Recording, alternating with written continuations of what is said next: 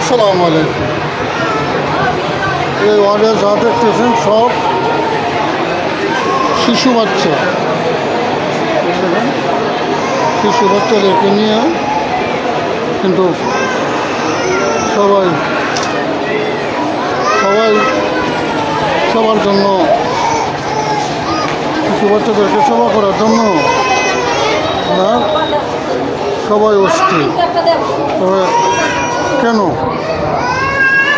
আমরা যদি খাবারের মধ্যে রাসায়নিক কীটনাশক যদি আমরা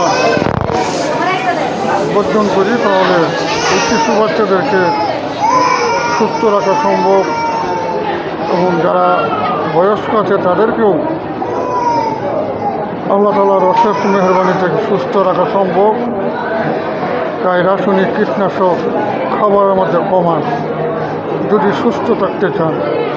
আসসালামু আলাইকুম রহমতুল্লাহি ওয়া বারাকাতুহু।